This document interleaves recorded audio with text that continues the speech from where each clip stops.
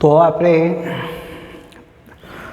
13મું પ્રકરણ સજીવો અને વસ્તી લેક્ચર 2 ની અંદર જોઈશું આપણે વસ્તી એટલે શું અને એના વિશિષ્ટ લક્ષણોની થોડીક વાત કરવી છે. તો એક જ જાતિના સજીવોનું જૂથ જ્યારે ચોક્કસ સમયે અને નિવાસ સ્થાને રહેતા હોય તો એને વસ્તી કહીશું.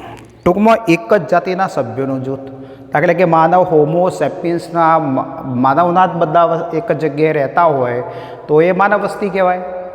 ગાયો બધી ભેગી થઈને રહેતી હોય એક ટોળામાં તો એ ગાયોની વસ્તી કહીશું. કબૂતર બધા ભેગા એક જગ્યાએ ભેગા થઈને રહેતા હોય તો કબૂતરની વસ્તી કહીશું. ઘેટા છે તો ઘેટાની વસ્તી, લીમડા બધા વાવેલા છે તો લીમડાની વસ્તી. આ એક જાતિના સજીવોનું જૂથ કે જ્યાં એક જ જગ્યાએ ચોક્કસ સમયે તેઓ રહેતા હોય અને એ સમૂહને આપણે વસ્તી તરીકે ઓળખીએ છીએ. તો આવી આપણે પ્રકૃતિમાં આપણને કોઈપણ જાતિના એક વ્યક્તિગત સજીવ ભાગ્યે જ જોવા મળે. કુદરતમાં એવું નથી કે આ જગ્યાએ બસ માત્ર માનવ જ રહેતા હશે. માનવ સિવાય બીજી જાતિના સભ્યો પણ તેઓ રહેતા જોવા મળે છે. ભેંસ હોય, ઘેટા હોય, બકરા હોય, ઝાડ હોય, બરાબર, ઓબો વાયેલો હોય, તો બધા એક જાતિ એકલી રહેતી નથી કોઈ વસવાટની અંદર કુદરતમાં, બરાબર. તો મોટાભાગના સજીવો ચોક્કસ ભૌગોલિક વિસ્તારમાં સમૂહમાં રહેતા હોય છે. તો આપણો વિજાપુર એક ભૌગોલિક વિસ્તાર છે તો વૃક્ષો કેટલા વિવિધ પ્રકારના છે? આપણે એકલા રહીએ છીએ? ના, આપણા ઘર સોસાયટીની અંદર જુઓ તો કેટલા આગળ વૃક્ષો વિવિધ પ્રકારના છોડવા વાયેલા હશે, બરાબર. ગાયો, ભેંસો, ઘેટા, બકરા, કબૂતર, પક્ષીઓ, જે શું કહેવાય આપણે કૂતરા, બિલાડી, આ બધા ફરતા જોવા મળે છે. એટલો કોઈ માનવ રહેતો નથી. તો એક સરખા કુદરતી સ્ત્રોતોની પ્રાપ્તિ માટે સ્પર્ધા કરે છે. આ બધાને ખોરાકની જરૂર છે, રહેઠાણની જરૂર છે, તો એના માટે સ્પર્ધા કરે છે. આંતરપ્રજનન અને વસ્તીની રચના કરે છે. એ માનવ જે છે એ પણ પ્રજનન કરી વસ્તી ઉત્પન્ન કરે, બીજા પ્રાણીઓ પણ પ્રજનન કરી નવું વૃક્ષ લીમડો છે તો લીંબોડિયા લીમડા નવા ઉગે છે, પોતાની વસ્તી ઉત્પન્ન રચે છે. તો આંતરપ્રજનન શબ્દ લિંગી પ્રજનન માટે સૂચિતપણે પણ અલિંગી પ્રજનનને કારણે ઉત્પન્ન થતો સજીવ સમુદાયને પરિસ્થિતિ વિદ્યામાં વસ્તી તરીકે ઓળખાય. એવું નહીં કે લિંગી પ્રજનન કરે અને એની સંતતિ બધી ભેગી થાય, કાંઈ કલુડીઓ બધો ભેગો થયો તો કૂતરાની વસ્તી થવાની લિંગી પ્રજનનથી. એવું નથી કે લિંગી પ્રજનનથી જ વસ્તી થાય. અલિંગી પ્રજનનથી અમીબા એકમાંથી બે, બેમાંથી ચાર કરે તો અમીબાની વસ્તી છે. તો આલિંગી પ્રજનનથી નવા છોડ ઉત્પન્ન કરી શકે છે. વાનસ્પતિક પ્રજનન, બટાકાનું વાવેતર કર્યું આપણે જુઓ તો કેટલા બધા છોડ ઉત્પન્ન થયા, તો બટાકાની વસ્તી છે. તો આ શું છે? બધા એક લિંગી અને અલિંગી પ્રજનનથી ઉત્પન્ન થતા સજીવો વસ્તી તરીકે ઓળખાય છે. ઉદાહરણ તરીકે જોઈએ તો ભેજયુક્ત જમીન, જલપ્લવિત ક્ષેત્રના દરિયાઈ પક્ષીઓ, તેજાયેલા વસવાટમાં રહેતા ઉંદરો, વન ક્ષેત્ર એટલે કે તેજાયેલા વસવાટ એટલે કે જો આપણે કચરો, એઠવાડ બધું ઠાલવી દેવામાં આવતું હોય, સડેલા ફળો, સડેલા શાકભાજી, અનાજ બધું ઠાલવી દેવામાં આવતું હોય ત્યાં પણ ઉંદરો વસે છે, બરાબર. તો વન ક્ષેત્રના સાગના વૃક્ષો, ટીકવુડ વૃક્ષ કહીએ છીએ આપણે, તો જંગલની અંદર સાગના વૃક્ષો હોય કે લીમડાના વૃક્ષો હોય કે ઓબાના વૃક્ષો હોય કે બાવળના વૃક્ષો હોય, એ વસ્તી છે એક પ્રકારની. સંવર્ધન માધ્યમનો બેક્ટેરિયા, કોઈ સંવર્ધન માધ્યમમાં આપણે પોષક દ્રાવણ લીધું છે અને એમાં ઇકોલાઈ બેક્ટેરિયા વસવાટ કરે મૂક્યા છે આપણે, તો બેક્ટેરિયા 20 મિનિટમાં એકમાંથી બે, બેમાંથી ચાર બનતા જવાના. બોલો બેક્ટેરિયાની વસ્તી વધી કે નહીં? એવી રીતે તળાવમાં કમળના છોડ, કોઈ તળાવની અંદર કમળ છે, એક છોડ, બીજો છોડ, ત્રીજો છોડ, કેટલા બધા છોડ છે. તો કમળની વસ્તી છે તળાવની અંદર. એટલે શિંગોડાના વેલા હોય તો શિંગોડાની વસ્તી કહીશું આપણે. તો આ રીતે એ આપણે આ પર્યાવરણની અંદર વસ્તીના ઉદાહરણ જોઈ શકીએ છીએ. તો વસ્તી પરિસ્થિતિ વિદ્યા એ પરિસ્થિતિ વિદ્યાનું મૂળભૂત ક્ષેત્ર છે. પોપ્યુલેશન ઇકોલોજી એ પરિસ્થિતિ વિદ્યાનું એક ક્ષેત્ર છે. વસ્તી વગર પરિસ્થિતિ વિદ્યાનો અભ્યાસ શક્ય નથી, કારણ કે પરિસ્થિતિ વિદ્યાને વસ્તીજનીન વિદ્યા અને ઉદવિકાસ સાથે જોડે છે. પરિસ્થિતિ વિદ્યાને વસ્તીજનીન વિદ્યાને ઉદવિકાસ સાથે જોડતો ભાગ છે. એના સિવાય આ ઉત્ક્રાંતિ શક્ય નથી. તો અહીંયા આપણે વસ્તી ચોક્કસ લક્ષણો ધરાવે છે. તો વ્યક્તિગત સજીવોમાં હોતા નથી. જે વ્યક્તિગત સજીવોમાં પણ આખી વસ્તીની અંદર એ લક્ષણો જોવા મળતા હોય છે. તો અહીંયા આપણે વાત કરીશું સમગ્ર એક વ્યક્તિનો જન્મદર નહીં પણ આખા માનવ વસ્તીનો જન્મદરની વાત થાય તો આખા વસ્તી માટે એ લક્ષણ લાગુ પડે, એક વ્યક્તિ માટે એ લક્ષણ લાગુ પડતું હોતું નથી. તો વ્યક્તિગત સજીવ જન્મે છે અને મૃત્યુ પામે છે, પણ વસ્તી જન્મદર અને મૃત્યુદર ધરાવે છે. દરેક વ્યક્તિ જન્મે છે, એનો આયુષ્કાળ પૂરો થાય એટલે મૃત્યુ પામે છે, પણ આપણે જન્મદર લેવો હોય તો વ્યક્તિનો જન્મદર એવું કદી નહીં કહી શકીએ, વસ્તીનો જન્મદર કહીશું. તો માનવનો સમૂહ છે એક હોમોસેપિયન્સનો, એનો જન્મદર ન કહેવાય, એનો મૃત્યુદર. કેટલા લોકો મૃત્યુ પામ્યા એમ, એક વ્યક્તિ મૃત્યુ પામે છે એવું નહીં, તો એના પરથી મૃત્યુદર કદી નક્કી થતો નથી. તો આપણે વસ્તીમાં જન્મદર અને મૃત્યુદર નિશ્ચિત સમયગાળામાં જોવા મળતા જન્મ અને મૃત્યુનો ઉલ્લેખ કરે છે. તેથી દર વસ્તીના સભ્યોની સંખ્યામાં વધઘટ તરીકે દર્શાવાય છે. જો કોઈ વસવાટની અંદર આપણે રહીએ છીએ અને 2 બાળકોનો જન્મ થયો તો એ સોસાયટી કે મહેલ્લાની અંદર 2 બાળકોની સંખ્યા વધી એટલે એ વસ્તીમાં વધારો થયો કહીશું આપણે. પણ કોઈ કારણસર 5 ઉંમરલાયક વ્યક્તિ કોઈ કોરોનાગ્રસ્ત થવાને કારણે મૃત્યુ પામી ગયા સોસાયટીની અંદર, તો વસ્તીમાં શું થઈ ગયો છે, ઘટાડો થતો હોય છે. તો જન્મદરને કારણે વસ્તી વધે, મૃત્યુદરને કારણે વસ્તીમાં શું થાય, ઘટાડો થતો હોય છે. બરાબર. તો અહીંયા આપણે કોઈ એક તળાવમાં ગત વર્ષે કમળના 20 છોડ હતા. બરાબર. અને તેમાં પ્રજનન દ્વારા 8 નવા છોડ ઉમેરાયા. કેટલા? તળાવમાં 20 છોડ કમળના હતા, કમળના છોડ. બરાબર. 8 છોડ પ્રજનનથી નવા ઉત્પન્ન થયા, પ્રજનન દ્વારા નવા 8 છોડ ઉત્પન્ન થયા. તો આપણે કહી શકીએ કે વર્તમાન વસ્તી સંખ્યા કેટલી થઈ અત્યારે હાલ? 28 થઈ. કેટલી થઈ જાય અત્યારે હાલ? 28 સંખ્યા કહીશું આપણે. તો જન્મદર કોણે કહીશું આપણે? તો ચોક્કસ સમય એટલે કે ચલો 6 મહિનાની અંદર કે 2 મહિનાની અંદર 8 નવા છોડ થયા. હતી કેટલી? સરેરાશ વસ્તી કેટલી હતી? 20 હતી. તો જન્મદર આપણે જન્મદર ગણવો હોય આનો, તો આપણે એનું સૂત્ર આપેલું છે કે ભાઈ ચોક્કસ સમયમાં રહેલ જનસંખ્યા, ચોક્કસ સમયમાં રહેલ જનસંખ્યા, ચોક્કસ સમયની અંદર નવા જન્મ્યા કેટલા? તો આપણી પાસે 8 નવા જન્મ લીધો છે. બરાબર. પછી કહે છે કે ભાઈ સરેરાશ વસ્તી કેટલી છે?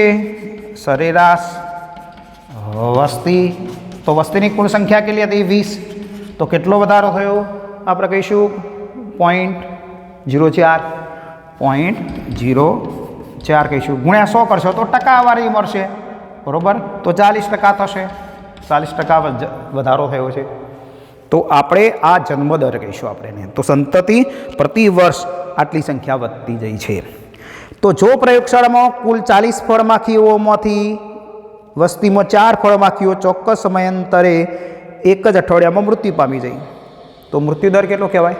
તો 40 ફળમાખી હતી, 40 ફળમાખી છે, અને અઠવાડિયાની અંદર કેટલી મૃત્યુ પામી જાય કહે છે આપણને કે ભાઈ એક અઠવાડિયાની અંદર 4 ફળમાખી મૃત્યુ પામી જાય. ચોક્કસ સમયના અંતરે અઠવાડિયે 4 ફળમાખી ધારો કે અઠવાડિયાની અંદર મૃત્યુ પામી, અઠવાડિયામાં મૃત્યુ પામી જાય.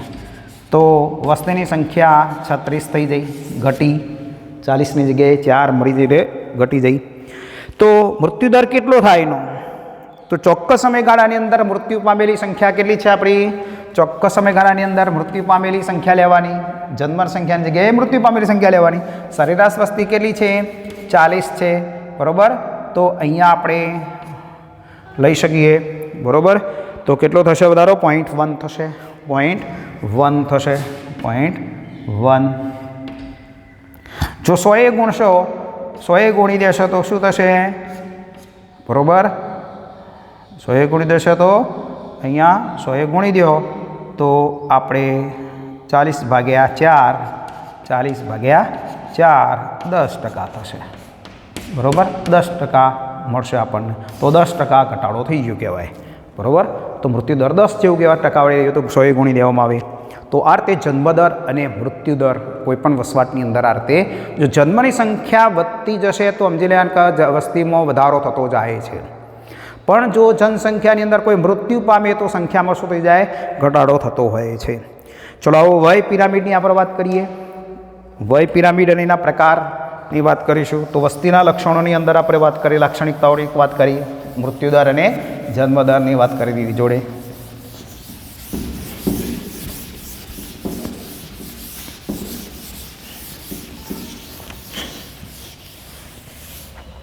જન્મદરનું સૂત્ર નીચેના પૈકી કયું છે? મૃત્યુદરનું સૂત્ર કયું છે? આ બધું હેતુલક્ષીની અંદર પૂછાતું હોય છે. તો હવે આપણે વય પિરામિડના આકારની આકૃતિ સાથે જોઈશું. થોડો અભ્યાસ કરીએ એનો. ચલો હવે વય પિરામિડની આપણે વાત કરીશું.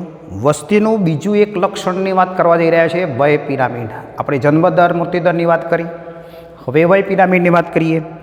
તો લિંગ પ્રમાણ એટલે નર અને માદાનું પ્રમાણ. વ્યક્તિગત સજીવ નર અથવા માદા બંનેમાંથી એક છે, પરંતુ વસ્તીનું જાતિ પ્રમાણ હોય છે. તો વ્યક્તિગત સજીવ નર હોય અથવા માદા હોય, બંનેમાંથી એક છે, પરંતુ વસ્તીનું જાતિ પ્રમાણ હોય છે. તો ધારો કે વસ્તીમાં 60% માદા હોય અને 40% નર છે, બરાબર. ધારો કે વસ્તીમાં 60% માદા હોય, ગમે તે એક પ્રમાણ તો બંનેમાંથી નર કે માદા બંનેમાંથી એક તો પ્રમાણ હોય જ, બરાબર. 60% માદા આપ્યું તો નર કેટલી હોય? 40% હોય. જો 40% માદા હોય તો 60% નર હોય, 80% માદા હોય તો 20% નર હોય. આ નર અને માદા જાતિનું પ્રમાણ હોય છે. કોઈ પણ આપેલ સમયે વસ્તી જુદી જુદી વયના વ્યક્તિગત સજીવોની બનેલી હોય. વસ્તીમાં બધા એક ઉંમરના વ્યક્તિઓ હોતા નથી, આપણે જોઈએ છીએ. તો આપણે પહેલાંમાં નાનું બાળક જન્મેલો બાળકો જોવા મળશે, તો પૂર્વ પ્રજનન વય કહેવાય. કઈ ઉંમર કહેવાય? પૂર્વ પ્રજનનક્ષમ ઉંમર કહેવાય નહીં, હજુ પ્રજનનક્ષમ ઉંમરે પહોંચેલા નથી. તો પ્રજનનક્ષમ ઉંમરની વ્યક્તિઓ પણ જોવા મળશે. યુવાનો આપણે જોઈએ છીએ બધા તરુણ અવસ્થાએ પહોંચેલા હોય, તો એ પ્રજનનક્ષમ ઉંમર છે, પ્રજનન કરી સંતતિ ઉત્પન્ન કરી શકે છે.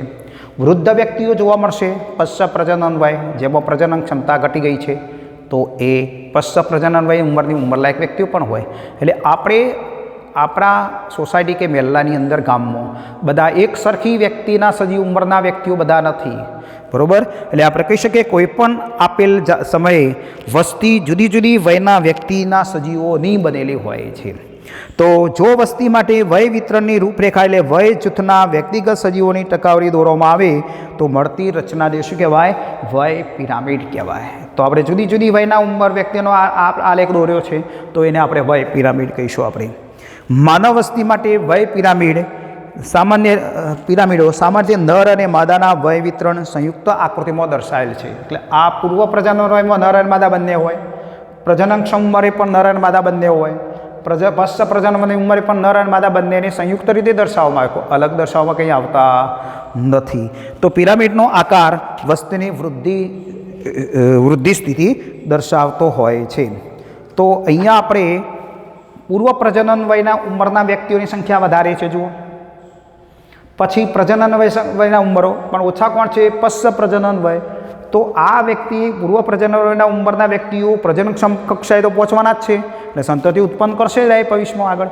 આ તો ઉત્પન્ન કરે છે, પણ આ ભવિષ્યમાં ઉત્પન્ન કરશે, એટલે વસ્તીની સંખ્યા શું થવાની? વધતી જશે. તો વસ્તી વધતી સંખ્યા દર્શાવે છે આર્યો આલેખ, બરાબર. એટલે ત્રિકોણ આકાર હોય, કેવો આકાર બને? ત્રિકોણ આકાર બનતો હોય છે આ રીતેનો, બરાબર. તો આપણે ત્રણેય કક્ષાઓ આપણે 1, 2 અને 3 બતાવી દઈએ રહીએ, તો આ રીતે બનશે આકાર, બરાબર. ચલો એ જ રીતે સ્થાયી વસ્તી અવસ્થા જોઈએ તો પૂર્વ પ્રજનન વય, બરાબર, પ્રજનનક્ષમ ઉંમર અને પછી પશ્ચ પ્રજનન વય છે. તો સ્થાયી વસ્તી બતાવી છે આ કેવી છે? સ્થાયી વસ્તી છે. એટલે ઘંટાકાર બનશે. કેવો આકાર બનશે? આવો ઘંટાકાર આકાર બને છે. તો આવો ઘંટાકાર બેલ આકારની રચના થયેલી જોવા મળશે આપણને, બરાબર. તો આ સ્થાયી વસ્તી કહેવાય. કેમ કે પૂર્વ પ્રજનન અને પ્રજનન વય ઉંમરની વ્યક્તિની સંખ્યા સરખી બતાવી છે જુઓ અહીંયા આપણે, બરાબર. પેલી એકદમ ઘટી જઈ છે, તો આ શું છે? થોડો સ્થાયી વસ્તી રહે, વધારો ખાસ થશે નહીં. પછી અહીંયા જુઓ તમે તો પૂર્વ પ્રજનન વયની ઉંમરની સંખ્યા ઓછી છે, પ્રજનનક્ષમ ઉંમર વધારે છે, પછી પશ્ચ પ્રજનન વય ઓછી છે. તો કોણ વધારે છે? પ્રજનનક્ષમ ઉંમરની વ્યક્તિઓ વધારે છે. પહેલાં ઓછા છે એટલે વસ્તી વધવાની જ નહીં, કારણ કે પ્રજનનક્ષમ ઉંમરવાળી વ્યક્તિની સંખ્યા ઓછી, તો ભવિષ્યમાં તો જન્મદર ઓછો થવાનો, એટલે આ શું થશે? ઘટાડો દર્શાવે છે. તો આ પ્રસવ પ્રજનન વયવાળી વ્યક્તિ, પ્રજનનક્ષમ ઉંમરની વ્યક્તિ અને પૂર્વ પ્રજનન સંખ્યા ઓછી છે, બરાબર. ભવિષ્યમાં આ સંખ્યા ઓછી જ છે, એટલે સંખ્યા જન્મદર ઓછો થવાનો, એટલે ઘટતી જતી વસ્તી છે ઊંધા ગળાકારનો બનશે. કેવો બનશે?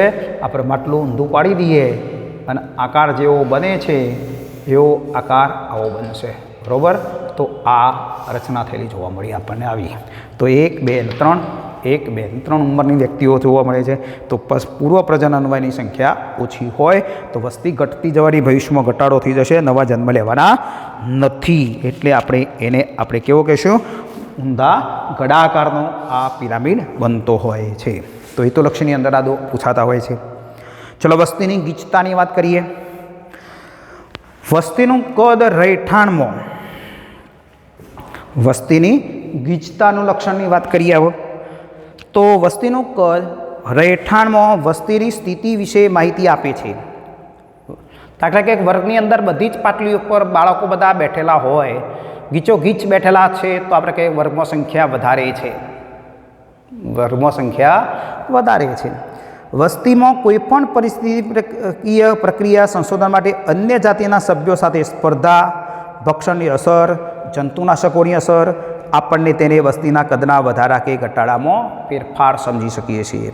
તો અન્ય જાતિના સભ્યો વચ્ચે જો વસ્તીની અંદર સ્પર્ધા થતી હોય ખોરાક માટે, કે આ વસ્તી છે અને બીજી વસ્તીના સભ્યોને એમને પણ ખોરાકની જરૂર છે, બંને વચ્ચે જ્યારે સ્પર્ધા થાય ત્યારે એક જાતિના સભ્યોને એક ખોરાક ન મળે ત્યારે એ ખોરાક ન મળવાને કારણે, ભૂખમરાને કારણે મૃત્યુ પામે, તો સંખ્યા ઘટતી જશે. પહેલાં વસ્તીને ખોરાક મળી ગયો બીજી વસ્તીને, તો શું થશે? એમની સંખ્યા વધવાની છે. તો ઓલા વધારો ઘટાડો દર્શાવે છે કે નહીં? ભક્ષકો કોઈ હોય તો, કોઈ એવો ભક્ષક આવી જાય, સિંહ ચિત્તો આવી જાય તો માનવ વસ્તીનો ભક્ષ કરી નાખે, તો ગાયો ભેંસોનો ટોળાઓ તબેલાની અંદર ગાય કે ભેંસોને ખાઈ જાય તો ગાયોની સંખ્યા ઘટતી જશે. ભક્ષકને કારણે પણ ઘટાડો થઈ શકે છે. બીજું છે જંતુનાશકોની અસર. જંતુનાશક જ્યારે આપણે એ જંતુનાશકો છે એની અસરને કારણે પણ ઘટાડો થઈ જાય. કારણ કે તમે દવાનો છંટકાવ કરશો તો એ મોલો મચ્છી છે, જીવાત મરી જાય છે, તો એમની સંખ્યામાં ઘટાડો થઈ જાય છે. પ્રકૃતિમાં વસ્તીનું કદ ખૂબ ઓછું, 10થી ઓછું, પ્રકૃતિમાં વસ્તીનું કદ ખૂબ ઓછું, 10થી ઓછી કોઈપણ વર્ષે ભરતપુરની ભેજયુક્ત ભૂમિમાં સાઇબેરિયન સારસ કે ખૂબ વધારે લાખોમાં, તળાવમાં ક્લેબીમોની સંખ્યા લાખોમાં હોઈ શકે છે. તો પ્રકૃતિની અંદર એકદમ ઓછી, 10થી પણ ઓછી સંખ્યા હોઈ શકે. તો સાઇબેરિયન ભરતપુરની અંદર સાઇબેરિયન સારસની સંખ્યામાં શું છે? ઘટાડો થયેલો જોઈએ છે આપણે. એ અનુકૂળ ઋતુ ના હોય, જ્યારે ભક્ષ થઈ જતો હોય ત્યારે એ સંખ્યા ઘટેલી પણ જોવા મળે, ખૂબ ઓછી પણ હોય છે. કોઈપણ વર્ષે ભરતપુરની જે ભેજયુક્ત ભૂમિમાં સાઇબેરિયન સારસની સંખ્યા ઓછી કે ખૂબ વધારે લાખોમાં, તળાવમાં ક્લેબીમોની સંખ્યા લાખોમાં હોય છે. તો કોઈ જગ્યાએ ઓછી હોય, કોઈ જગ્યાએ વધારો એમ. તો વસ્તીના કદને વસ્તી ગીચતા કહેવાય, જે n વડે દર્શાવવામાં આવે છે. વસ્તીના કદને વસ્તીની ગીચતા કહેવાય. દાખલા કે વર્ગની અંદર 70 બાળકો હાજર છે તો વર્ગની અંદર ગીચતા ખૂબ છે, પણ 10 બાળકો બેઠેલા હશે તો આપણે વસ્તી વધુ છે એવું કહેવાના નથી. તો આ વસ્તીના ગીચતા માટે શબ્દ n વડે આપણે દર્શાવવામાં આવતો હોય છે. તો આપણે એ n સૂત્રનો આપણે ગીચતા માટે nનો ઉપયોગ કરવામાં આવતો હોય છે.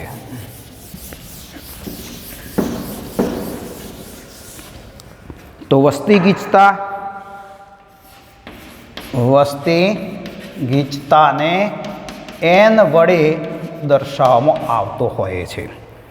તો અહીંયા આપણે કહી શકીએ કે ભાઈ વસ્તીની ગીચતાનું સૌથી યોગ્ય માપન સામાન્ય રીતે તેની સંખ્યા જ છે, કુલ સંખ્યા જ છે. આ કીધું કે 70 બાળકો વર્ગમાં ફૂલ છે, બધી પાટલીઓ ભરેલી છે, તો વર્ગમાં વસ્તીની ગીચતા કેવી છે? વધુ છે એમ કહીશું આપણે. પણ કોઈ વર્ગની અંદર 10 જ બાળકો આવેલા હોય તો પાટલીઓ ખાલી છે, બરાબર. તો વસ્તી ખૂબ ઓછી છે એટલે બાળકોની સંખ્યા ખૂબ ઓછી જેવું દર્શાવીશું આપણે. તો અહીંયા ઉદાહરણ આપીએ, કોઈ વિસ્તારમાં 200 કોંગ્રેસ ગાજર ઘાસ પાર્થેનિયમના છોડ છે. એક વિસ્તારની અંદર 200 કોંગ્રેસ ઘાસ અથવા ગાજર ઘાસ પાર્થેનિયમના છોડ છે અને એક વિશાળ વડનું વૃક્ષ છે, બરાબર. એક વિશાળ વડ છે, બરાબર. તો વસ્તી ગીચતામાં ગાજર કરતો વડના વૃક્ષની ગીચતા કેવી છે? વડના વૃક્ષની ગીચતા કેવી કહેવાય? ઓછી કહેવાય. કારણ કે ગાજર ઘાસ 200 છોડ છે અને એક જ વડ છે તો વડની સાપેક્ષમાં પેલા ગાજર ઘાસની સંખ્યાની વસ્તીની ગીચતા કેવી કહેવાય? વધુ કહેવાય. અને વડની ગીચતા કેવી કહેવાય? ઓછી કહેવાય. બરાબર. વસ્તી ગીચતામાં ગાજર ઘાસ કરતો વડના ઓછી છે, એટલે કે વડના વૃક્ષનો સમાજમાં મોટો ફાળો સમજાવી શકાતો નથી. જેની સંખ્યા વધારે છે એ પર્યાવરણમાં એનું મહત્ત્વ વધારે છે. બરાબર. એ પ્રભુત્વ વધારે ધરાવે છે, એટલે આપણે એની ગીચતા વધારે છે તે. બરાબર. તો આ કિસ્સામાં જૈવભારની ગણતરી વસ્તીનું કદ માપવા માટે અર્થપૂર્ણ માપન છે. તો જૈવભારની ગણતરી કરવી હોય તો કોનો જૈવભાર વધુ? જેની વસ્તી વધારે હોય એનો જૈવભાર વધુ હોય. તો ગાજર ઘાસની સંખ્યા વધારે છે, 200 હતી, વડ એક જ હતો, તો બોલો ગાજર ઘાસનો જૈવભાર કેવો કહેવાય? વધુ કહેવાય. અને વડનો જૈવભાર કેવો કહેવાય? ઓછો કહેવાય. તો જો વસ્તી ખૂબ જ વિશાળ હોય અને તેની ગણતરી અસંભવ છે કે વધુ સમય લાગે તેવી હોય તો તેની કુલ સંખ્યા એ માપનનો યોગ્ય વિકલ્પ નથી. વસ્તી એટલી બધી સંખ્યામાં હોય એનું માપન કરી શકાય એવું જ નથી, તો આપણે એનું માપન કરી શકીશું. એ સંખ્યા જ ગણતરી સંભવ છે. બરાબર. દાખલા તરીકે પેટ્રિસમાં બેક્ટેરિયા સંવર્ધનમાં ગીચતા જાણવા માટે અન્ય માપન એકમનો ઉપયોગ થાય છે. બરાબર. તો કેટલાક પરિસ્થિતિવિદ્યા સંશોધન માટે કુલ વસ્તીની ગીચતા જાણવી જરૂરી હોતી નથી. કેટલાક પરિસ્થિતિ સંશોધકો માટે કુલ વસ્તી ગીચતા જાણવી જરૂરી હોતી નથી. સાપેક્ષ ગીચતા જાણીને કાર્ય કરી શકાય છે. દાખલા તરીકે જાળામાં ફસાયેલી માછલીઓની સંખ્યા પરથી તળાવમાં માછલીની વસ્તીની ગીચતા દર્શાવી શકાય. તો તળાવમાં માછલીઓ ગણવા ના જવાય, પણ આપણે ઝાડ બિછાઈએ અને ઝાડમાં માછલીઓ બધી ઘણી બધી આવી જાય તો સમજણ કે ભાઈ તળાવમાં માછલીઓ કેવી છે? ખૂબ વધુ છે. તો માછલીની વસ્તી ગીચતા કેવી છે? વધુ છે એવું અંદાજ મૂકી શકીએ આપણે. બરાબર. તો રાષ્ટ્રીય ઉદ્યાનો અને વાઘ આરક્ષિત ક્ષેત્રોમાં વાઘની વસ્તી ગણતરી તેના પગલાંની નિશાનીઓ કે મળગુટિકાઓને આધારે કરવામાં આવે છે. તો મળગુટિકાઓ કેટલી બધી જોવા મળે? એના મળ પડેલા હોય લેડીઓ, એના ઉપરથી ગણતરી થાય, એના પગલા ઉપરથી ગણતરી થાય. તો વાઘની સંખ્યા જંગલમાં આ અભયારણ્યમાં વધારે છે, એની ગણતરી એ રીતે કરવામાં આવતી હોય છે. તો વાઘની વસ્તી ગીચતા વધુ છે. તો આ એક વસ્તી ગીચતાનું લક્ષણની આપણે વાત કરી. હવે વસ્તી વૃદ્ધિની વાત કરીએ. કોની વાત કરીશું? વસ્તી વૃદ્ધિની વાત કરવી છે.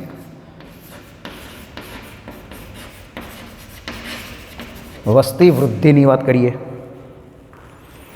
વસ્તીના કદમાં થતા વધારાને વસ્તી વૃદ્ધિ કહેવાય. વસ્તીની સંખ્યા વધતી જાય છે. એક 10 માનવો રહે છે, બીજા 10 રહેવા અહીંયા આવે છે, બીજા 10 આવે છે, તો વસ્તી વધતી જાય છે. વસ્તી વૃદ્ધિ થઈ કહીશું આપણે. તો અહીંયા આપણે કોઈ પણ જાતિ માટે વસ્તીનું કદ એ સ્થાયી માપદંડ નથી. તે સમયે સમયે બદલાતું રહેતું હોય છે. આજે સંખ્યા વધારે તો કાલ ઓછી થઈ જશે, કોઈ મૃત્યુ પામી જશે, વળી પાછા કોઈ જન્મ વધારે લેશે, કોઈ જન્મ લેશે અને મૃત્યુ એટલા પામશે. તો સમાન એટલી ને એટલી છે, કોઈ વધારો કે ઘટાડો થતો નથી. જેટલા જન્મે એટલા ઉંમરલાયક વ્યક્તિ 5 મરી ગયા તો એટલી ને એટલી સંખ્યા રહી, કોઈ વધઘટ ના થઈ. બરાબર. પણ કોઈ જ એવું હોય કે જન્મ દર વધારે હોય, મૃત્યુ દર 0 હોય, તો વસ્તીની સંખ્યા વધતી જાય. તો આ સમય સમય બદલાતી રહે છે, વધઘટ થતી રહે છે. વસ્તીના કદનો આધાર જુદા જુદા 4 પરિબળો પર આધાર છે. ખોરાકની પ્રાપ્તિ, પરભક્ષણ, દબાણ અને વિપરીત હવામાન. તો વસ્તીના કદનો આધાર જુદા જુદા પરિબળો પર હોય છે. એક ખોરાકની પ્રાપ્તિ, જો ખોરાક પૂરતા પ્રમાણમાં પ્રાપ્ત થતો હશે તો વસ્તી તે વધારે રહેતી છે અને ખોરાક મળે, પ્રજનન કરે એટલે સંખ્યા વધવાની છે. પરભક્ષણ, જો પરભક્ષણ એટલે કે ભક્ષકોની સંખ્યા વધારે છે અને ભક્ષ થઈ જતો હશે બીજા સજીવો દ્વારા તો સંખ્યા ઘટતી જશે. બરાબર. અને બીજું દબાણ, પર્યાવરણને દબાણની કોઈ અસર હોય. બરાબર. પછી વિપરીત હવામાન હોય, તાપમાન બદલાયા કરતું હોય. બરાબર. તાપમાન વધી જતું હોય, વરસાદ અતિવૃષ્ટિ થતી હોય તો સજીવોની સંખ્યા તેઓ ઘટાડો થયેલો જોવા પણ મળી જાય. એટલે વસ્તીના કદ ઉપર અસર કરી શકે છે. તો વાસ્તવમાં વસ્તી ગીચતામાં થતા ફેરફારો વસ્તીમાં વધારો કે ઘટાડાનો ખ્યાલ આપે છે. તો નિશ્ચિત સમયે રહેઠાણમાં વસ્તી ગીચતા મૂળભૂત 4 પાયાની જરૂરિયાત થવાને કારણે વધઘટ થાય છે. તો નિશ્ચિત સમયે રહેઠાણમાં વસ્તી ગીચતા મૂળભૂત 4 પાયાની જે પ્રક્રિયાઓ છે એના કારણે આ વધઘટ થાય છે. એ કઈ 4 પ્રક્રિયાઓ છે એના કારણે આ વધઘટ થતી હોય છે એની વાત કરીશું આપણે. જેમાં 2 પ્રક્રિયાઓ છે એ વસ્તી વધારે, જન્મદર અને અંતઃસ્થાનાંતરણ. તો આપણે એનો એક ચાર્ટ સ્વરૂપમાં બતાવીએ એટલે જલ્દી ખબર પડી જશે આપણને. વસ્તી ગીચતા વસ્તી ગીચતા n, બરાબર. ચલો હવે 4 એ પ્રક્રિયાઓ દ્વારા એને આપણે દર્શાવીએ છીએ. 2 પ્રક્રિયાઓ એવી થઈ રહી છે કે જે વધારો કરે પ્લસ, બરાબર. અંત સ્થાનાંતરણ,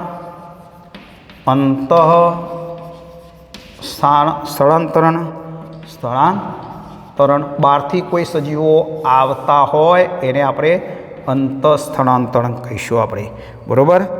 ચલો બીજી વાત છે ઇનપુટ થતા છે એટલે આઈથી દર્શાવીશું આપણે. ચલો જન્મદર છે બીજો કોણ છે? જન્મદર છે. જન્મદર બર્થ, બરાબર. એના કારણે પણ અહીંયા વધારો થઈ રહ્યો છે, બરાબર. ચલો ત્રીજી વાત કરીશું આપણે બહિર સ્થાનાંતરની ક્રિયા છે.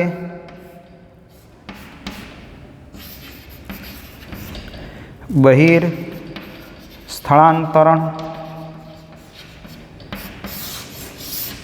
બહિર સ્થળાંતરણને કારણે ઘટાડો થાય, એક્સપોર્ટ થઈ જાય, બધા બહાર જતા રહે, એક્સિટ થાય એટલે બહાર નીકળી જાય, કોઈ બીજા વસવાટમાં જતા રહે. અને ચોથું બીજું બળીબર આના માટે જવાબદાર છે ઘટાડો કરવા માટે, બરાબર. ઘટાડો થાય છે કોના કારણે? એક મૃત્યુ દર ડેથી દર્શાવીશું આપણે. તો આપણે વસ્તી જે વૃદ્ધિ છે એની અંદર નિશ્ચિત સમયે રહેઠાણમાં વસ્તી ગીચતા જે રહી એ મૂળ 4 પ્રક્રિયાઓ દ્વારા વધઘટ થતી હોય છે, બરાબર. 4 પ્રક્રિયાઓ થવાને કારણે થાય. એમાં 2 પ્રક્રિયાઓ એવી છે કે વસ્તી ગીચતામાં વધારો કરે છે. તો 2 પ્રક્રિયાઓ એવી છે કે જો પ્લસ થાય છે, જુઓ તો અંત સ્થાનાંતરણ. કોઈ બીજી શાળામાંથી બાળક આપણા વર્ગમાં 5 બાળકો અહીંયા નવું એડમિશન લીધું, તો વર્ગમાં 70 સંખ્યા હતી, બીજો 5 આવે એટલે 75 સંખ્યા થઈ ગઈ. બોલો વસ્તી ગીચતા થઈ કે નહીં? બરાબર. ચલો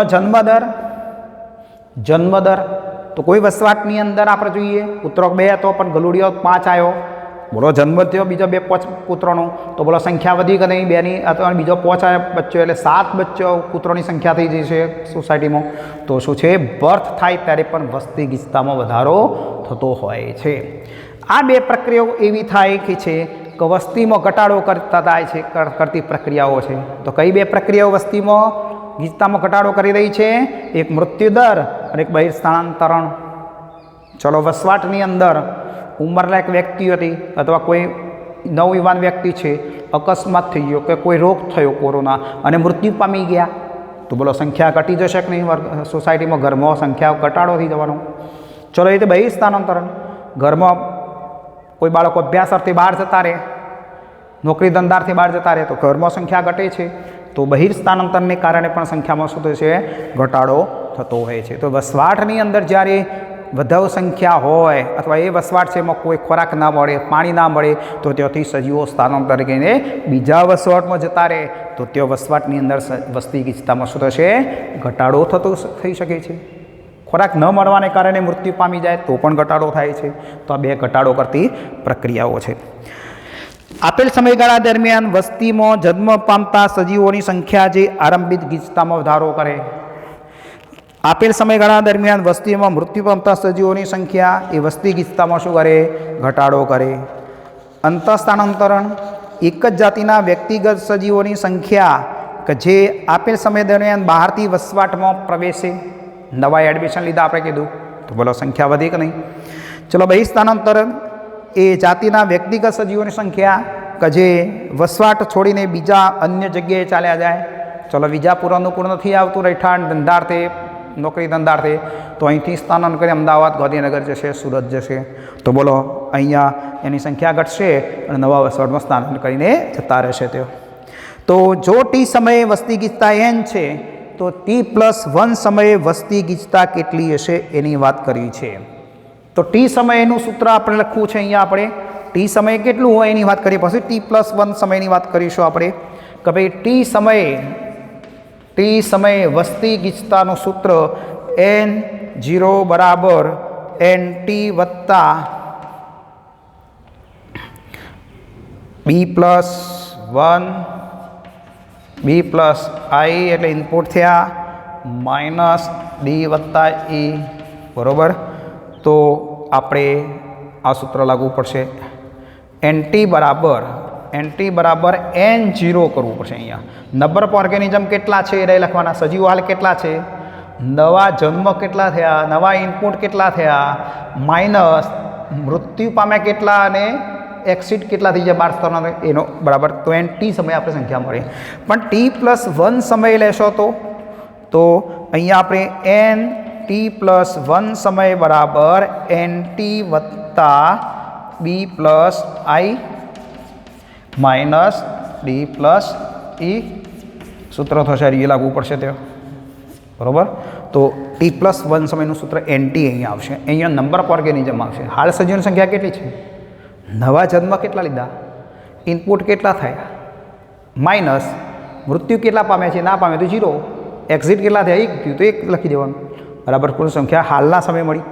પણ 5 વર્ષ પછી ગણવીએ તો T+1 સમયનું સૂત્ર લાગવું પડશે બરાબર.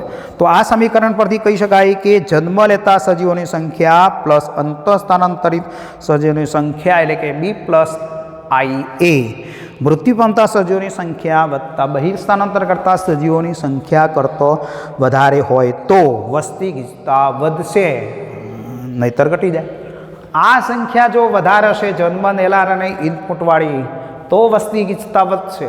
પણ આ સંખ્યા જો ઘટી જઈ અને આ વધી તો સમજી લેવાનું કે વસ્તી ગીચતામાં શું થશે, ઘટાડો થાય. મૃત્યુ પામનાર સંખ્યા, એક્ઝિટ થવાની સંખ્યા વધે તો વર્ગમાંથી બાળકો ફાટફાટ એલસી લઈને બીજી શાળામાં જતા રહે તો વર્ગમાં સંખ્યા 70ની જગ્યાએ 10-15 આવીને ઊભી થઈ જશે.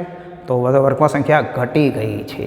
કોઈ પરિબળો એવા જવાબદાર બની શકતા હોય છે બરાબર. તો આપણે અહીંયા સામાન્ય પરિસ્થિતિમાં જન્મ અને મૃત્યુ એ વસ્તી ગીચતાને અસર કરતા સૌથી મહત્ત્વપૂર્ણ પરિબળ છે. જન્મે તો સંખ્યામાં વધારો કરે અને મૃત્યુ પામે તો સંખ્યામાં શું થશે, ઘટાડો થતો હોય છે. આ અન્ય બે પરિબળો ફક્ત વિશિષ્ટ પરિસ્થિતિમાં જ મહત્ત્વપૂર્ણ છે. આવવાવાળા અને જવાવાળા તો વિશિષ્ટ પરિસ્થિતિ છે, પણ બાકી તો નવા જન્મ લેવાના છે એ જ વસ્તીમાં એમાં જ મૃત્યુ પામવાના છે ઉંમરલાયક થતા. આ બંને મેઇન મુખ્ય પરિબળ છે. કોણ? જન્મદર અને મૃત્યુદર મેઇન મુખ્ય છે. બીજી બે પરિબળો જે આ રહ્યા આ તો વિશિષ્ટ પરિસ્થિતિમાં જ બની શકે કોઈ કારણસર. બાકી જન્મ લેવાના, મૃત્યુ પામવાના કારણે વસ્તી ગીચતામાં વધઘટ, આના કારણે વસ્તી વધે, આના કારણે મૃત્યુ ઘટવાનું, મૃત્યુ દર વધે તો જન્મદર વસ્તી ગીચતામાં ઘટાડો થયેલો જોવા મળે. તો આ બે પરિબળ જવાબદાર બની છે. જો નિવાસસ્થાનમાં હમણાં નવી વસાહત બની હોય તો વસ્તી વૃદ્ધિમાં જન્મદર કરતો અંતઃસ્થાન સજીવોનો ફાળો વધુ નોંધપાત્ર હોય. તમે કોઈ નિવાસસ્થાનમાં હમણાં જ નવી વસાહત બનાવી હોય તો બહારથી આવવાવાળા સજીવોની સંખ્યા વધારે હોય. નવી સોસાયટી બનાવી છે તો નવા બહારથી સજીવો રહેવા માટે વધારે આવવાના થયો બરાબર. એટલે વસ્તીની અંદર એ અંતઃસ્થાનાંતર કરતા સજીવોની સંખ્યા વધુ હોય. જન્મ તો પછી લેવાના છે, ત્યાં રહેશે પછી જન્મ કરવાના ને, પણ આવવાવાળા બહારથી આવવાવાળા સંખ્યામાં શું થશે, વસવાટમાં વધારો થવાનો. નવી સોસાયટી બની છે ત્યાં તો બરાબર. ચલો વૃદ્ધિના આલેખોની વાત કરીએ. નમૂનાઓ: વસ્તી, મનુષ્યની વસ્તી અને તે સંબંધિત સમસ્યાઓના નિરાકરણ માટે વસ્તીનો, સજીવોની વસ્તીનો સમય આધારિત વૃદ્ધિ દર અને નિયંત્રણકારી પગલાં વિશે જાણવું જરૂરી છે. તો આપણે વસ્તીની ગીચતા અને સમયને આધારે આપણે આલેખો દોરીએ તો કેવા પ્રકારના બને છે એ આલેખની વાત કરવી છે. ચર, ઘાતાંકીય અથવા અમર્યાદિત વૃદ્ધિની વાત કરીએ પહેલી બરાબર. તો વૃદ્ધિના આલેખોની વાત કરીશું આપણે. વસ્તી વૃદ્ધિ આલેખો કેવા પ્રકારના મળે, સમયને અનુરૂપ આપણે આલેખો દોરીએ તો. ચલો વૃદ્ધિ, વસ્તી વૃદ્ધિ આલેખની વાત કરીએ. ચર ઘાતાંકીય વૃદ્ધિ અથવા અમર્યાદિત વૃદ્ધિ છે, અથવા આપણે જી આકારનો આલેખની વાત કરીશું. સિગ્મોઇડ આલેખ પણ કહેવાય છે. અને અહીંયા તો કોઈપણ વસ્તીની અવરોધન વિનાની વૃદ્ધિ માટે જરૂરિયાતોનો સ્ત્રોત ખોરાક અને વસવાટ અતિ આવશ્યક છે. વસવાટ મળી રહેવો જોઈએ અને ખોરાક મળી રહે એટલે પ્રજનન કરશે એટલે નવા સજીવોની સંખ્યા વધે. એટલે અમર્યાદિત વૃદ્ધિ થવાની છે. ખોરાક મળી રહેતો હોય, વસવાટ મળી રહેતો હોય, તેઓ ખોરાક પ્રાપ્ત હોય તો એ સજીવો ઉંમરલાયક બને, પુખ્ત અવસ્થાએ પહોંચે એટલે શું કરે, પ્રજનન કરવાના. પ્રજનન કરે એટલે નવા સજીવોની સંખ્યા વધવાની, એટલે વસ્તી અમર્યાદિત વૃદ્ધિ થવાની કે નહીં, તો અવરોધ વિનાની વૃદ્ધિ થઈશું આપણે, કોઈ અવરોધ વિનાની વૃદ્ધિ માટે જરૂરિયાતનો સ્ત્રોત અતિ આવશ્યક છે. આદર્શ રીતે જોઈએ તો જ્યારે વસવાટમાં સ્ત્રોતોનો પુરવઠો અમર્યાદિત હોય ત્યારે પ્રત્યેક વસ્તી પોતાની સંખ્યામાં વધારો કરવાની મહત્તમ ક્ષમતા ધરાવે છે. આર મહત્તમ ક્ષમતા આર છે, વૃદ્ધિ ક્ષમતા આર, મહત્તમ જે ક્ષમતા આર ધરાવે છે. ક્યારે ખોરાકનો જથ્થો અમર્યાદિત હોવો જોઈએ, તો ખોરાક પૂરતો મરી જ રહેવાનો છે દરેક સજીવને, એટલે પ્રજનન કરશે, સજીવોની સંખ્યા વધવાની જ છે. બરાબર. ચલો, આ પ્રકારનું અવલોકન ડાર્વિન દ્વારા પ્રાકૃતિક પસંદગીમાં નોંધ્યું. ત્યારે વસ્તી ચરઘાતાંકી કે ભૌતિક રીતે વધે છે. જો વસ્તીનું કદ ગીચતા એન, મથાડી જન્મદર એ બી અને પ્રતિ વ્યક્તિ મૃત્યુદર ડી હોય તો વસ્તીનું કદ એનમાં એકમ સમયવાળા દરમિયાન થતા વધારા કે ઘટાડાને ડીએન ભાગ્યા ડીટી નીચે મુજબ દર્શાવી શકાય. વધારો કે એ સમયગાળાની અંદર વધારો કે ઘટાડો જે રહ્યો એટલે ડીએન બાય ડીટીને આ સૂત્ર દ્વારા આરએન દ્વારા દર્શાવી શકાય. તો અહીંયા આપણે ડીએન ભાગ્યા ડીટી બરાબર બી માઇનસ ડી, જન્મ અને મૃત્યુ બાદ કરો એટલે સંખ્યા વધવાની, ગુણ્યા એન સંખ્યા જે હોય એ ગુણી દો તો આપણને શું મળશે, એ વૃદ્ધિનો દર પ્રાપ્ત થતો હોય છે. અહીં આ સમીકરણમાં આર એ પ્રાકૃતિક વસ્તી વધારાનો આંતરિક દર કહે છે. પ્રાકૃતિક વસ્તી વધારાનો આંતરિક દર છે આર છે, એ જન્મ અને મૃત્યુ બી માઇનસ ડી છે, આર બરાબર. તો આનું મહત્વ શું? તો વસ્તી વૃદ્ધિ પર કોઈપણ અજૈવિક અને જૈવિક પરિબળની અસરના માપન માટે વાપરી શકાય છે. હવે ચલો, પરિબળ ઉપર કોઈ પરિબળ, ભૌતિક પરિબળ અસર કરતા હોય કે જૈવિક પરિબળ અસર કરતું હોય, સજીવ કોઈ પક્ષકોની અસર હોય કે તાપમાનની અસર હોય, તો એ આપણે આરને એ માપન દ્વારા કહી શકીએ છીએ. આરના મૂલ્યનું પરિમાણ નીચેના ઉદાહરણથી પણ માપી શકાય. તો નોર્વેના ઉંદરો માટે આરનું મૂલ્ય કેટલું છે? આર બરાબર 0.015 મૂલ્ય છે. લોટમાં પડતી રાતી જેવા ધનેડા છે એનું આરનું મૂલ્ય 0.12 છે. આ બધા હેતુલક્ષીમાં પૂછાતા હોય છે, આરનું મૂલ્ય આપી દીધું છે આપણે. ઈસવીસન 1981માં ભારતની માનવ વસ્તી માટે આરનું મૂલ્ય કેટલું હતું? તો ઈસવીસન 1981માં ભારતમાં માનવ વસ્તી માટે આરનું મૂલ્ય 0.0205 હતું. આરના મૂલ્યની ગણતરી માટે જન્મદર અને મૃત્યુદરની જરૂર પડે. બરાબર, બર્થ અને ડેથ. બરાબર. તો ઉપરોક્ત સમીકરણ વસ્તીના ચરઘાતાંકીય કે ભૌતિક વૃદ્ધિ દર્શાવે છે. તો સમય ટીની સાપેક્ષ વસ્તી ગીચતા એનને દર્શાવતો આલેખ જે આકારનો મળે છે. કેવો મળે છે? જે આકારનો. કારણ કે અમર્યાદિત ખોરાકનો જથ્થો છે વસવાટની અંદર, દરેકને ખોરાક પ્રાપ્ત થવાની, એટલે વસ્તી એકદમ ઝડપી વૃદ્ધિ પામવાની અને પછી અટકી જશે ખોરાક નહીં મળે એટલે. બરાબર. તો જે આકારની વૃદ્ધિ પણ કહીશું આપણે આને, જે આકારનો વૃદ્ધિ આલેખ કહીશું આપણે. ચરઘાતાંકીય વૃદ્ધિનું સંકલન કરીને સમીકરણ દર્શાવીએ તો કયું આવશે? તો ચરઘાતાંકીય વૃદ્ધિનું જે સંકલન આનું કરીએ આપણે, સંકલન, તો સંકલન કરીને આ સમીકરણ દર્શાવવું હોય તો કેવું મળશે? એનટી બરાબર n0 e⁻rt. તો આ એનું સૂત્ર થશે. તો ટી એ સમયગાળો છે, એનટી એટલે ટી સમયે વસ્તીની ગીચતા કેટલી છે બતાવે છે. બરાબર. n0 એટલે શૂન્ય સમયે શરૂઆતમાં વસ્તી ગીચતા કેટલી છે બતાવશે. બરાબર. અને આર પ્રાકૃતિક વધારાનો આંતરિક દર છે. બરાબર. અને પ્રાકૃતિક લઘુગુણકનો આધાર આપી દો 2.71. બરાબર. ઈ. તો જ્યારે અમર્યાદિત સ્ત્રોતોની પરિસ્થિતિમાં, અમર્યાદિત સ્ત્રોતો હોય એટલે કે જેટલું ખાવો એટલો, જેટલો વપરાશ કરવો એટલો, એમ તો પરિસ્થિતિમાં ચરઘાતાંકીય વૃદ્ધિ માટે ચરઘાતાંકીય વૃદ્ધિ પામતી જાતિ ટૂંક ગાળામાં વધુ વસ્તી ગીચતા સુધી પહોંચી જાય છે. કારણ કે ખોરાક જરૂરિયાત છે એટલું મળી રહે છે, એટલે તરત જ એની સંખ્યામાં શું થશે? બચ્ચોની સંખ્યા, નવા જન્મ લેવાની સંખ્યા વધી જવાની. અને ડાર્વિને દર્શાવ્યું કે ખૂબ જ ધીમી રીતે વૃદ્ધિ પામતી જાતિ હાથીનો કોઈ અવરોધ વગર ચરઘાતાંકીય વૃદ્ધિ પામતા વિશાળ સંખ્યામાં હાથીઓ જોવા મળે. એ ચરઘાતાંકી એટલે કે n² જો n બરાબર 1 2 3 4 લઈએ તો આપણને આવો આલેખ મળે. અવરોધ વગર ચરઘાતાંકીય વૃદ્ધિ થાય, ધીમી ગતિએ પણ કોઈ અવરોધ વગર થાય તો લાંબા ગાળે સંખ્યા વધેલી જોવા મળે છે. તો હવે આપણે જોઈએ બીજો આલેખ છે સંભાવ્ય વૃદ્ધિ. એસ આકારનો આલેખની વાત કરીશું. લોજિસ્ટિક વૃદ્ધિ કહીશું આપણે. સિગ્મોઇડ પ્રકારનો આલેખ પ્રાપ્ત થશે. તો અમર્યાદિત ખોરાકનો જથ્થો જ્યારે પ્રાપ્ત હોય ત્યારે જે આકારની વૃદ્ધિ થતી હોય છે એટલું યાદ રાખવું, બરાબર. અને સંકલન કરીને સૂત્ર લઈએ તો આ આવશે. સંકલન વગર આ સૂત્ર છે વૃદ્ધિ વધારાનું. તે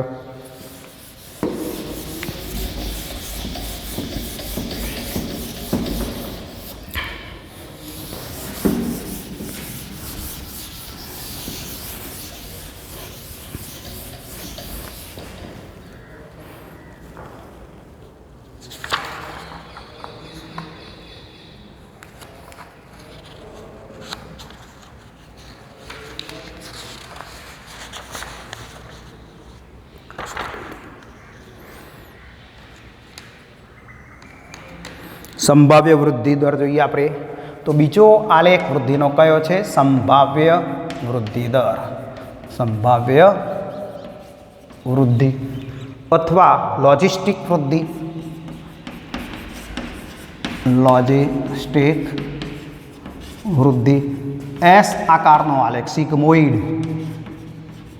સિગ્મોઇડ આલેખ મળશે આપણને. તો અહીંયા આપણે વસ્તી ગીચતા n, અહીંયા t સમય છે, વસ્તી ગીચતા n,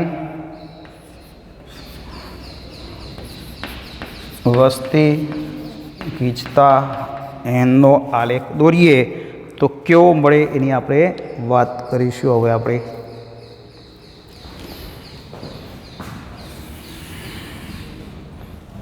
બરાબર. ચલો, આમાંથી હેતુલક્ષી પ્રશ્નો વારંવાર પૂછાતા હોય છે બધા, એની વાત કરીએ આલેખ ઉપરથી આપણને.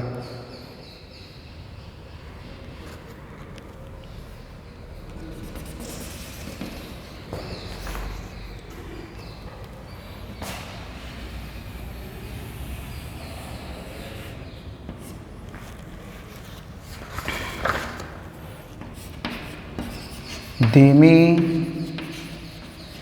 વૃદ્ધિ અવસ્થા,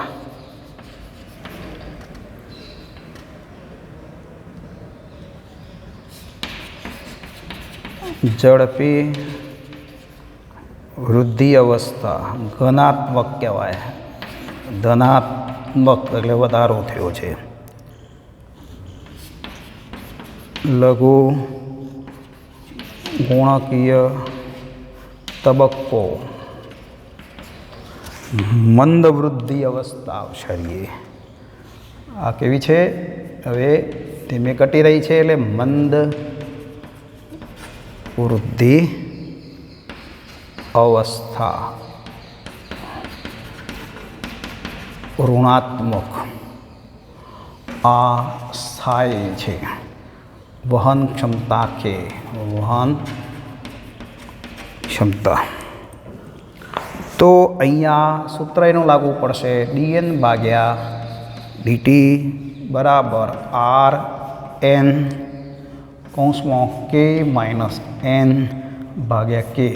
આ એનું સૂત્ર લાગુ પડશે અહીંયા, બરાબર. તો અહીંયા આપણે હવે જોઈએ કે ભાઈ સંભાવ્ય વૃદ્ધિ દરની વાત કરવી છે. સિગ્મોઇડ આલેખ. કુદરતમાં રહેતી કોઈપણ જાતિની વસ્તી પાસે એટલા અમર્યાદિત સ્ત્રોતો નથી હોતા. બધા વસવાટમાં કોઈ અમર્યાદિત ખોરાકનો જથ્થો કે પાણી ઉપલબ્ધ હોતો નથી. એટલામાં અમર્યાદિત સ્ત્રોતો હોતા નથી કે જે ચરઘાતંકીય વૃદ્ધિ પામી શકે. બધામાં ચરઘાતંકીય એટલે કે જે આકારની વૃદ્ધિ થયા જ કરે, જન્મ લીધા જ કરે એવું હોતું નથી. જેને લીધે મર્યાદિત સ્ત્રોતો માટે વ્યક્તિગત સજીવો વચ્ચે સ્પર્ધા થાય છે. મર્યાદિત સ્ત્રોત માટે મર્યાદિત જો ખોરાકનો જથ્થો હશે તો એ સજીવો એ ખોરાક મેળવવા માટે એકબીજા વચ્ચે શું થવાની? સ્પર્ધા થશે. કારણ કે ખોરાકનો જથ્થો મર્યાદિત છે અને બધાને ખોરાકની જરૂરિયાત છે વસવાટમાં, તો એ સજીવો વચ્ચે શું થવાની? સ્પર્ધા થાય છે. આથી યોગ્યતમ વ્યક્તિગત સજીવ જીવિત રહેશે અને પ્રજનન કરશે. જે યોગ્ય લાયક સજીવ હશે એ સ્પર્ધામાં જીતી જશે અને એ ખોરાક મેળવી લે છે અને એ પ્રજનન કરે છે, બરાબર. આ હકીકતને ઘણા દેશોની સરકારોએ સ્વીકારી છે અને તેમણે જુદા જુદા પ્રકારના પ્રતિબંધો મૂકી અને મનુષ્યની વૃદ્ધિને મર્યાદિત કરવા પ્રયાસ કરી રહ્યા છે. કોઈ જગ્યાએ આપણે જોઈએ છીએ કે જુદા જુદા પ્રકારના પ્રતિબંધ મૂકી દીધા છે કેટલીક બીજા દેશોની અંદર કે ભાઈ માનવ વસ્તીનો અટકાવ કરી દે, ભાઈ ચલો બંધ, હવે કોઈએ અહીંયા પ્રવેશ નહીં, કોઈને નોકરી નહીં મળે. તો શું થશે? કો તો નોકરી મેળવવા માટે તો સ્પર્ધા થશે અને જે પોઈન્ટ વધારે લાવશે એને રહેવા માટે PR થવા મળશે, બાકીનાને નહીં મળે, ઘેર જતા રહો. તો આ શું છે? એક પ્રતિબંધો આવા મૂકી દીધા કે આટલા પોઈન્ટ હોવા જોઈએ તો જ તમને અહીંયા રહેવા મળશે. તો શું કહેવાય? આટલો ટેક્સ ભરશો તમે, આ બધી શરતો મંજૂર હોય તો જ અહીંયા રહેવા મળે. તો આવા મનુષ્યની વૃદ્ધિને મર્યાદિત કરવા માટેના આવા પ્રયાસો કરવામાં આવ્યા છે કે માનવ વસ્તી દેશમાં વધી ના જાય એટલે એ બીજા દેશથી આવતી વસ્તી ઉપર આવા નિયંત્રણો મૂકવામાં આવતા હોય છે કે આટલા પોઈન્ટ હોય તો જ પ્રવેશ મળે, વધારે જાય છે પોઈન્ટ જુઓ, બરાબર. તો પ્રકૃતિમાં કોઈ એક વસવાટમાં મહત્તમ તે શક્ય હોય તેટલી સંખ્યા માટે જરૂરી સ્ત્રોતો પૂરતા હોય છે. પ્રકૃતિમાં વસવાટમાં મહત્તમ શક્ય હોય એટલી સંખ્યા માટે પુરવઠો તો હોય છે. ભાઈ ચલો કોઈ વસવાટની અંદર 100 સજીવોને રહેવા માટેનો પુરવઠો જથ્થો હોય તો 100 સજીવો તો તબિયતે રહી શકવાના છે જ, પણ આવું 100 થી 150 સંખ્યા થઈ જાય તો દરેકને ખોરાકનો જથ્થો પૂરતો મળે નહીં. તો પરંતુ તેથી વધુ સંખ્યામાં વૃદ્ધિ શક્ય બનતી નથી, કારણ કે 100 વ્યક્તિ માટે હતું, એનાથી વધારે તો સજીવો તો રહી શકે જ નહીં, કે દરેકને પૂરતો ખોરાકનો જથ્થો પ્રાપ્ત થઈ શકે નહીં. તો એ સ્પર્ધા થવાની એમના વચ્ચે કોઈને મળે ન મળે, બરાબર, તો એ સજીવો કેટલાક મૃત્યુ પણ પામતા હોય છે. આ સીમાને તે જાતિની વસવાટમાં રહેવાની પ્રકૃતિની વહન ક્ષમતા કહેવાય. એ જાતિના વસવાટની અંદર બસ આટલી જ વસવાટ, આનાથી વધારે સજીવો રહી શકવાના જ નથી, બસ પુરવઠો આટલો જ છે, બરાબર. આનાથી વધારે સજીવો માટે પુરવઠો છે જ નહીં, એટલે આપણે વહન ક્ષમતા N તરીકે આપણે એને ઓળખીએ છીએ, બરાબર. તો કોઈપણ નિવાસસ્થાનમાં મર્યાદિત સ્ત્રોતો સાથે વૃદ્ધિ પામતી વસ્તીમાં આપણે જોઈએ તો એક શરૂઆતમાં ધીમી વૃદ્ધિ અવસ્થા હોય. જો મર્યાદિત ખોરાકનો જથ્થો હોય તો શરૂઆતમાં કેવી હોય? ધીમી વૃદ્ધિ હોય છે, બરાબર. પછી ઝડપી વૃદ્ધિ અવસ્થા બીજા નંબરમાં, અને મંદ વૃદ્ધિ અવસ્થા ઋણાત્મક એટલે લઘુ ગુણકીય તબક્કો કહીશું. પછી ઝડપી વૃદ્ધિ થાય, પછી ધીમી પડી જાય, કે ખોરાક માટે સ્પર્ધા થતી હોય, ખોરાક પૂરતો પછી ન પણ મળે એટલે વૃદ્ધિ ઘટી જશે. એટલે આ ધનાત્મક અને પછી ઋણાત્મક જોવા મળે છે. અને ત્રીજું સ્થાયી વૃદ્ધિ અવસ્થા, સ્થિર થઈ જશે, પછી સજીવોને પૂરતો ખોરાક ખલાસ થઈ ગયો જથ્થો મોટાભાગનો, બરાબર. આવું સંખ્યા એટલી બધી વધી જાય કે દરેકનો પૂરતો મળતો નથી, એટલે સ્થિર વૃદ્ધિ થઈ જાય, પાછળ વૃદ્ધિ થતી નથી, બરાબર. તો 3 તબક્કા: શરૂઆતમાં ધીમી અવસ્થા, પછી લઘુ ગુણકીય તબક્કો અને પછી સ્થાયી વૃદ્ધિ તબક્કો કહીશું આપણે. સ્થાયી વૃદ્ધિ તબક્કો છે. જ્યારે વસ્તી ગીચતા તેની વહન ક્ષમતા સુધી પહોંચી જાય ત્યારે વસ્તી ગીચતા N અને T સમયનો આલેખ આપણને કેવો મળે?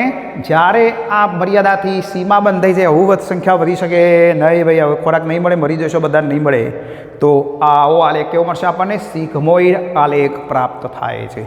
શરૂઆતમાં ધીમી, પછી ઝડપી, પછી સ્થિર, મંદ, ધીમી પડી જાય એકદમ મંદ, બરાબર, ઋણાત્મક ઘટાડો થઈ જશે અને પછી સ્થિર થઈ જશે.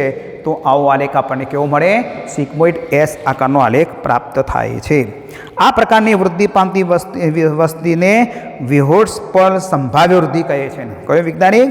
વિર્હોસ્ટ-પર નામના વૈજ્ઞાનિકે એને સંભાવ્ય વૃદ્ધિ દર તરીકે ઓળખાવે છે. તો એને સંભાવ્ય વૃદ્ધિ કહીશું. તેને નીચેના સમીકરણ દ્વારા દર્શાવી શકાય. તો કયું સમીકરણ છે? dN/dt બરાબર Rn K - N/K, બરાબર. જો N બરાબર T સમયે વસ્તી ગીચતા કેટલી છે બતાવે છે, બરાબર. R એ પ્રાકૃતિક વધારાનો આંતરિક દર છે, B - D છે, અને K વહન ક્ષમતા છે. તો મોટા ભાગની પ્રાણી વસ્તીઓમાં વૃદ્ધિ માટે મર્યાદિત સ્ત્રોતો હોવાથી લોજિસ્ટિક વૃદ્ધિ એટલે કે સંભાવ્ય વૃદ્ધિ મોડલ પ્રમાણે વસ્તીઓ ટૂંકા કે લાંબા ગાળે મર્યાદિત થાય છે અને વધુ વાસ્તવિક હોય છે. તો ટૂંકા કે લાંબા ગાળે મર્યાદિત થાય છે, ટૂંક સમયમાં ઘટી જશે, કોઈ થોડા લાંબા ગાળે ઘટશે, પણ ઘટાડો થઈ જાય, કારણ કે મર્યાદિત સ્ત્રોત છે. પ્રાણીઓ માટે વૃદ્ધિ દર આવો જોવા મળતો હોય છે, બરાબર. તો આ ઝડપી વૃદ્ધિ થતી જોવા મળશે આપણને અહીંયા. તો અહીંયા S આકારનો આલેખ મળતો હોય છે. હવે જીવન વૃત્તાંત ચક્રની જીવન ચક્રની વિવિધતાની થોડીક વાત કરીએ. વસ્તીની અંદર લાક્ષણિક આપ્યું છે અહીંયા, બરાબર. તો વસ્તી કે જે નિવાસસ્થાનમાં રહે છે તે વસ્તીની મહત્તમ પ્રજનન યોગ્યતા, વસ્તી જે નિવાસસ્થાનમાં રહે છે તેને વસ્તીની મહત્તમ પ્રજનન યોગ્યતા કે ડાર્વિનિયમ યોગ્યતા પણ કહે છે. ઊંચા ઊંચા જ મૂલ્યની ઊંચા આર મૂલ્યની યોગ્યતા, વસ્તી જે વસવાટની અંદર રહે છે તે વસ્તીની મહત્તમ પ્રજનન ક્ષમતા, પ્રજનન યોગ્યતા કે ડાર્વિનિયમ યોગ્યતા પણ કહે છે. તો ચોક્કસ પ્રકારની, દાખલા કે વસ્તી વસવાટમાં રહે છે અને પૂરતો ખોરાક મળી રહે છે, બરાબર, તો એ વસ્તીની અંદર મહત્તમ પ્રજનન કરવાના છે, વૃદ્ધિ દર વધવાનો છે, બરાબર, તો એને વસ્તી મહત્તમ પ્રજનન ક્ષમતા અથવા ડાર્વિનિયમ ક્ષમતા તરીકે આપણે એને ઓળખીએ, યોગ્યતા તરીકે ઓળખીએ છીએ. તો ચોક્કસ પ્રકારની પસંદગીના દબાણ હેઠળ સજીવો કાર્યક્ષમ પ્રજનન પદ્ધતિનો વિકાસ કરે છે. તો કેટલાક સજીવો તેમના જીવનકાળ દરમિયાન માત્ર એક જ વખત પ્રજનન કરે છે, જીવનકાળ દરમિયાન માત્ર એક જ વખત પ્રજનન કરે. તો દાખલા તરીકે પેસિફિક મહાસાગરની સાલ્મન માછલી અને વોશ ઉદાહરણ હેતુલક્ષી માટે છે આ બધું, બરાબર. તો કેટલાક સજીવો તેમના કયા સજીવો તેના જીવનકાળ દરમિયાન માત્ર એક જ વખત પ્રજનન કરે છે? તો પેસિફિક મહાસાગરની સાલ્મન માછલી અને વોશ જાતિની અંદર જોવા મળશે આપણને. તો કેટલાક સજીવો ઘણી સંખ્યામાં નાના કદની સંતતિ ઉત્પન્ન કરે છે, ઘણી સંખ્યામાં નાના સજીવો વધારે ઉત્પન્ન કરશે. તો કોણ છે એવી? ચીપ, મોટી ચીપ અને ઊંડા જળની સામુદ્રિક માછલીઓ છે, બરાબર. કેટલાક ઓછી સંખ્યામાં અને મોટા કદની સંતતિ ઉત્પન્ન કરે, એક બે સજીવો પણ મોટા કદના હોય, પહેલાં હજારો સંખ્યાઓ પણ નાના કદની હતી, આ મોટા કદની છે, સંખ્યા ઓછી છે. અહીંયા ઓછી સંખ્યામાં મોટા કદની સંતતિ, શિકારી પક્ષીઓ અને સસ્તન એક જ બાળકને કે બે બાળકને જન્મ આપે છે. પરિસ્થિતિવિદો સૂચવે છે કે સજીવોના જીવનચક્રના લક્ષણો તે જે નિવાસસ્થાનમાં રહે છે તેના જૈવિક અને અજૈવિક પરિબળોના સંદર્ભમાં જ વિકસિત થાય છે. એના ઉપર કયા પરિબળોની અસર થઈ રહી છે? જૈવિક સજીવો છે, બરાબર, અજૈવિક તાપમાન, પ્રકાશની અસર છે. તો આ બધા પરિબળોની અસર હેઠળ આ જીવનચક્રો ચાલતા હોય છે, એટલે પ્રજનન કરી સંખ્યા વધઘટ પ્રમાણે ઉત્પન્ન કરતા હોય છે. તો આ રીતે વસ્તીના લક્ષણમાં જોવા મળશે. તો વસ્તીની આંતર પ્રક્રિયાઓની વાત કરીશું આવતા લેક્ચરની અંદર આપણે જોઈશું, બરાબર. તો